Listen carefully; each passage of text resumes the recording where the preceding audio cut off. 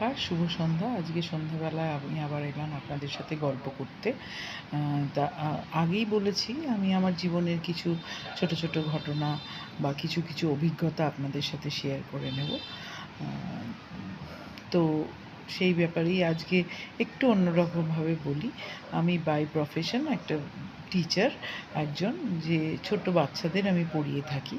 মানে একদম ছোট্ট বাচ্চা যারা সবে স্কুলে এসছে সেরম বাচ্চাদের থেকে আস্তে আস্তে যেরকমভাবে গ্র্যাজুয়ালি তারা বড় হয় তাদের কিছু শিক্ষা আমি দেওয়ার চেষ্টা করেছি এতদিন। কারণ আমার একটা নিজস্ব বাচ্চাদের স্কুল ছিল এবং সেখানে সাকসেসফুলি আমি প্রচুর বাচ্চাকে তৈরি করেছি নিজের হাতে এবং তারা সব বড় বড় স্কুলেই চান্স পেয়েছে।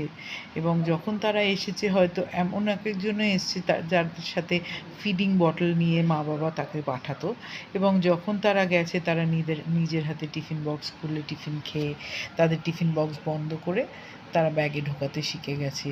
তারা নিজেদের ব্যাগ গুছিয়ে বাড়ি ফিরেছে।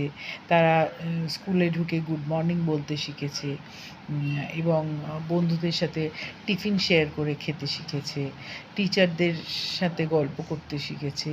তাদের ছোট ছোট বাড়ির যা নিজেদের অভিজ্ঞতা সেগুলো তারা শেয়ার করতে শিখেছে।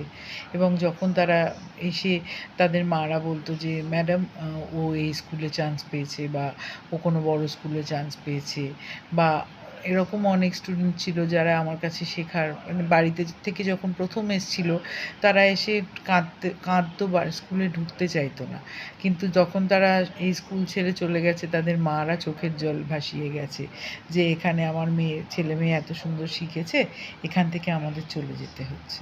তো সেই অভিজ্ঞতা বা সেই মানে পাওনাটা যে কতটা বড় সেটা একজন টিচারই জানেন। যে তার যে পরিশ্রম সেটার যে মূল্য যখন তারা পায়, তাদের সেই পরিশ্রমের মূল্য পাওয়াটা যে তাদের কাছে বড়, কতটা বড় সেটা একজন টিচারই জানে। তা এই দীর্ঘ অভিজ্ঞতায় আমার একটা অভিজ্ঞতা হয়েছে যে ছোট ছোট বাচ্চারা আমাদের কাছে আসতো। ম্যাক্সিমাম বাচ্চার মা বাবা এসে বলতো, হয়তো তাদের 2.5 বছর বয়স কি 3 বছর বয়স, তারা কেউ কথা বলতে তখনও শেখেনি। নর্মালি তো বাচ্চারা দেখবেন 10-11 বছর থেকে আস্তে আস্তে ছোটো ছোটো কথা বলতে বলতে একটা টাইমে গিয়ে ভালো করে কথা বলতে শিখে যায়। তাদের বাচ্চারা এসেই আমাকে প্রথমেই বেশিরভাগ মারা, মানে যদি ধরুন আমার ছাত্রছাত্রীর সংখ্যা 100 হয় তার মধ্যে অন্তত 25 থেকে 30 জন এসে বলতো যে ম্যাডাম আমাদের বাচ্চা কিন্তু এখনও কথা বলতে শেখেনি। হয়তো 3 বছর বয়স কি 3.5 বছর বয়স, এটা তাদের একটা প্রবলেম। কিন্তু যদিও আমার সেটাকে প্রবলেম বলে মনে হয়নি, কারণ প্রবলেমটা কিন্তু মানে যদি সাইকোলজি নিয়ে বোঝা যায় তাহলে প্রবলেম কিন্তু কোনো বাচ্চার থাকে না, প্রবলেম হয় তার বাবা মাদের। তাদের ঠিকমতো বাচ্চাকে হ্যান্ডেল করা বা বাচ্চাদের সাথে কথা বলা বা সময় কাটানোটা ঠিকমতো হয় না বলেই বাচ্চাদের এই প্রবলেমগুলো আস্তে আস্তে দেখা যায়।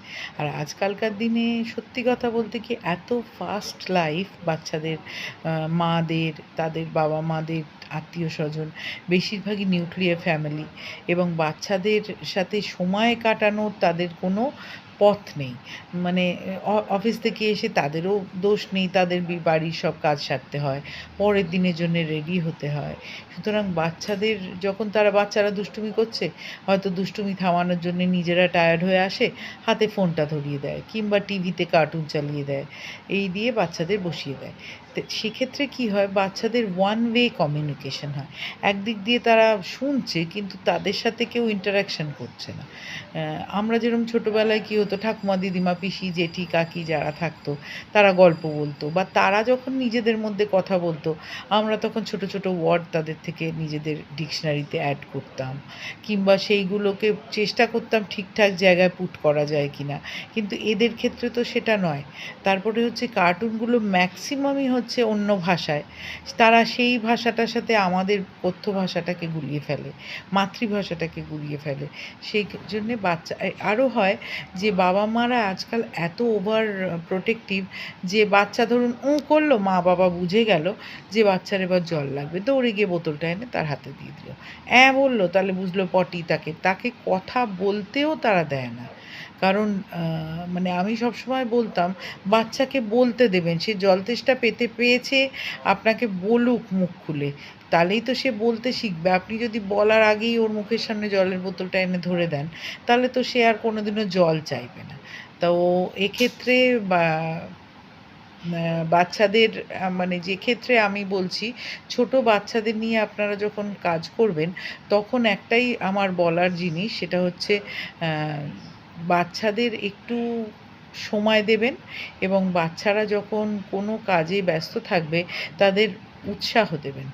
যদি ভুল করে তাও বলবেন, "হ্যাঁ, হ্যাঁ, হচ্ছে, করো, করো, হচ্ছে।" তাহলে দেখবেন তারাও উৎসাহ পেয়ে আপনাদের সাথে সঙ্গে সঙ্গে কাজগুলো করবে। আরেকটা হচ্ছে, যেটা ছোট বাচ্চাদের ক্ষেত্রে আমি খেয়াল করেছি, ছোট বাচ্চাদের যে পদ্ধতিতে আজকাল পড়ানো হয়, সেটা খুবই বৈজ্ঞানিক পদ্ধতি।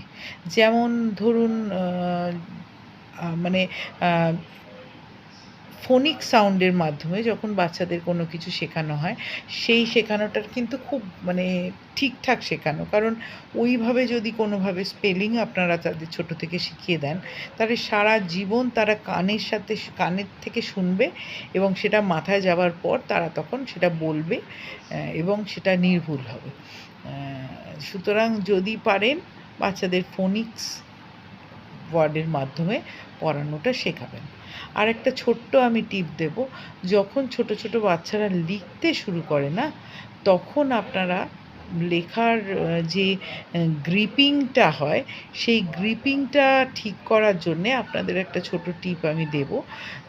সেটা হচ্ছে, যদি পেন্সিল দেখবেন ধরতে, অনেক বাচ্চারা পেন্সিল হাতে ধরতে চায় না, সেক্ষেত্রে কী করবেন, আপনারা একটা এরকম গার্ডার নেবেন, সেই গার্ডারটার মধ্যে এরমভাবে পেন্সিলটাকে ঢোকাবেন, ঢুকিয়ে তাদের হাতে পেন্সিলটা ধরিয়ে দেবেন। সেক্ষেত্রে কী হবে, এই আঙুলটার সাথে গার্ডারটা দিয়ে পেন্সিলটা যেহেতু আটকানো থাকবে, পেন্সিলটা হাত থেকে বেরিয়ে যাবে না।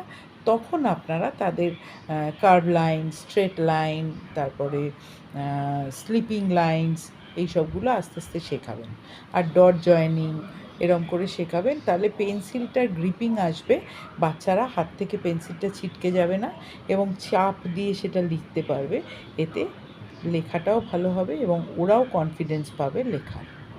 আজকের জন্য এইটুকুনিই থাক। নমস্কার। যদি ভালো লাগে আমার চ্যানেলটা সাবস্ক্রাইব করবেন আর শেয়ার করবেন।